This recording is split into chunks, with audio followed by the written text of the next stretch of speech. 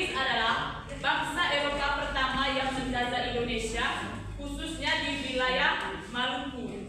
Setelah tiba pada awal abad ke-16, pada tahun 1511, Portugis berhasil merebut Malaka dari Kesultanan Malaka yang saat itu merupakan pusat perdagangan rempah-rempah di Asia Tenggara.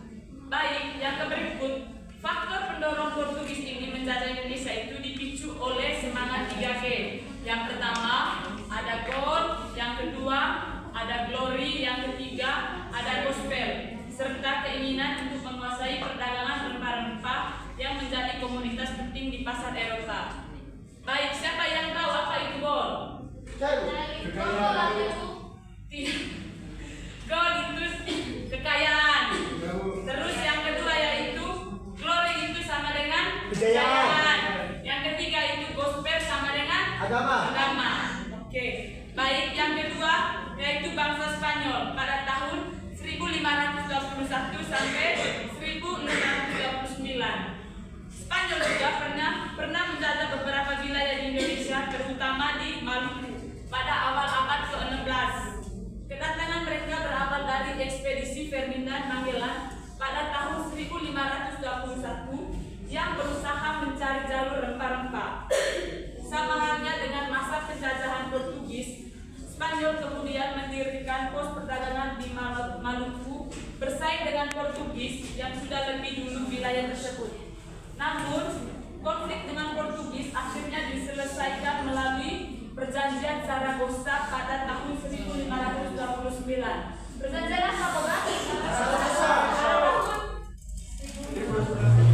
Perjanjian Zaragoza pada tahun 1529 yang menetapkan bahwa Spanyol harus meninggalkan Maluku dan memusatkan perdagangan di Filipina. Yang berikut itu, faktor pendorong Spanyol menjajah Indonesia itu anak-anak. Mereka ingin merebut rempah-rempah dan kekayaan alam, serta menyebarkan agama Katolik.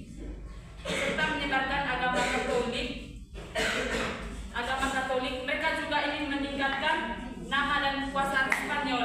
Ini sejalan dengan semangat 3G tadi. Yang pertama itu ada gold, ada glory, ada gospel yang mendorong banyak bangsa Eropa melakukan ekspansi kolonial. Baik, yang berikut, bangsa ketiga yang pernah menjajah Indonesia itu ada bangsa Belanda pada tahun 1602 sampai 1942. Belanda mulai menjajah Indonesia itu sejak awal abad ke-17 setelah kedatangan VOC pada tahun 1602. VOC itu didirikan untuk menguasai perdagangan rempah-rempah di Nusantara, terutama di Maluku. Apa tujuan dari apa, Boga? VOC itu didirikan untuk menguasai perdagangan rempah-rempah di Nusantara, terutama di Maluku. Ya, terutama di Maluku. Dengan strategi adu domba, Belanda berhasil menguasai wilayah dengan mengendalikan kerajaan-kerajaan lokal. Setelah VOC dibubarkan pada tahun 1799 akibat kebangkrutan, kekuasaan Belanda di Indonesia beralih ke pemerintahan kolonial Hindia Belanda. Baik, yang berikut, pada awal abad ke-19 mereka menerapkan sistem tanam paksa atau kultur stel-stel yang sangat menyengsarakan rakyat harus menyerahkan hasil bumi mereka kepada pemerintahan kolonial. Meskipun pada awal abad ke-20 itu kebijakan ini mulai berubah menjadi politik etis.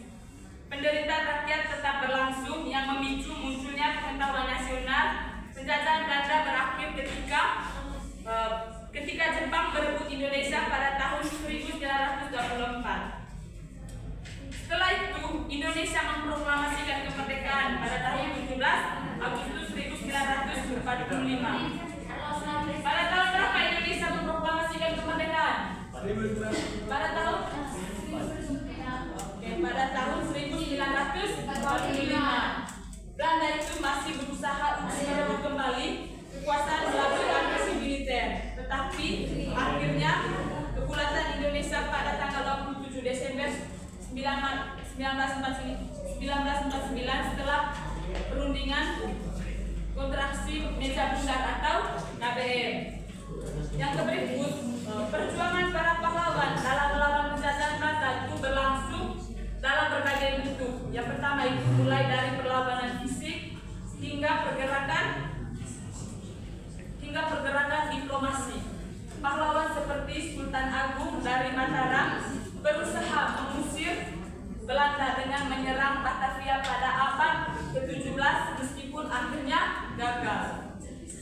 Oke, yang berikut, bangsa yang keempat yang pernah menjajah Indonesia yaitu ada bangsa Prancis pada tahun 1806 sampai 1811. Penjajahan Prancis ini di Indonesia terjadi pada periode 1806 sampai 1811. Saat itu Prancis menguasai Belanda di bawah kepemimpinan Napoleon Bonaparte. Di bawah kepemimpinan siapa? Napoleon Bonaparte. Oke, di bawah kepemimpinan Napoleon Bonaparte. Pada saat itu Belanda dibawa kembali Prancis melalui kerajaan Belanda yang dipimpin oleh Louis Bonaparte, adik dari Napoleon.